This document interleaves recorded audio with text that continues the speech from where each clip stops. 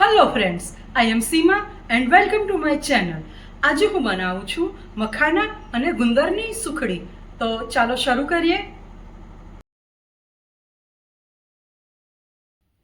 એક બાઉલ થીજેલું ઘી, 2 બાઉલ ઘઉંનો ઝીણો લોટ, 1 બાઉલ મખાણા, 1 બાઉલ સમારેલો ગોળ, અડધો બાઉલ ઘી બનાવતા રહેલું કીટું, અડધો બાઉલ ખાવાનો ગુંદર અને અડધો બાઉલ કાજુ બદામ. હવે નોનસ્ટિક પેનમાં મખાનાને ડ્રાય રોસ્ટ કરો અને ઠંડા થયા પછી ક્રશ કરી લો.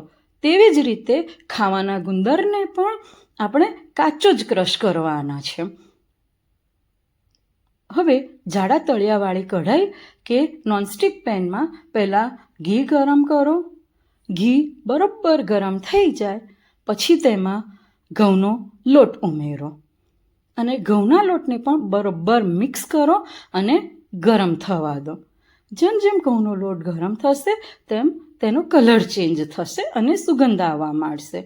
ઘઉંના લોટનો કલર ચેન્જ થાય ત્યારે આપણે જે ખાવાનો ગુંદર છે ક્રશ કર્યો હતો તે ઉમેરવાનો છે અને ગુંદર જેમ જેમ ઉમેરતા જઈશું તેમ ફૂલવા માંડશે. હવે આ જ એક સ્ટેજ છે, ત્યાં ખૂબ ધ્યાન રાખવાનું છે કે ગુંદર આપણો કાચો રહેવો ના જોઈએ. બરોબર ગુંદર ફૂલી જાય અને પાકી જાય પછી જ તેમાં મખાના જે આપણે ક્રશ કર્યા છે તે ઉમેરવાના છે. મખાના પણ બરોબર મિક્સ કરી લો, તે પણ બરોબર શેકાવા જોઈએ. હવે મખાના ઉમેર્યા પછી બરોબર મિક્સ થયા પછી આપણે ગેસ બંધ કરી દેવાનો છે અને ત્યાર પછી આપણે જે ઘી બનાવ્યું હતું તેમાંથી જે કીટું બને છે તેનો ઉપયોગ અહીં કરી રહ્યા છીએ.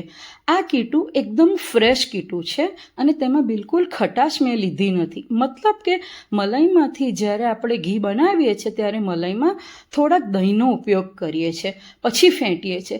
જ્યારે મેં મલાઈમાં બિલકુલ દહીં ઉમેર્યું નથી, ખૂબ જ ફેંટીને માખણ તૈયાર કર્યું છે. તે જ માખણ ગરમ કરતાં ઘી બનીને આ જે કીટું બન્યું છે ફ્રેશ તેનો ઉપયોગ હું કરી રહી છું. એટલે આ કીટામાં બિલકુલ ખટાશ આવી નથી. કીટું પણ બરોબર મિક્સ થયા પછી ગોળ ઉમેરો. ગોળ પણ આમાં ઓગળી જ જશે, આપણે ગેસ ચાલુ કરવાની બિલકુલ જરૂર નથી. જો ગેસ ચાલુ કરીશું તો ગોળનો પાયો બની જશે. આપણે ગોળનો પાયો કરવાનો નથી. બરોબર મિક્સ કરી લો આ બધા જ વસ્તુને અને પછી જે મીઠાઈનું મોલ્ડ છે તેમાં મિશ્રણ બરોબર મિક્સ કરીને પાથરી લો અને તેમાં પણ પાથરીને એક રસ જેટલું દબાવીને એક રસ કરો.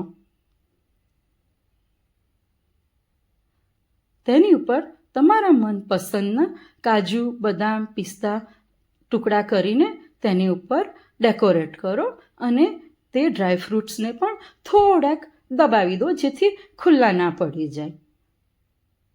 ઠંડુ થયા પછી મનપસંદ આકારે કાપો.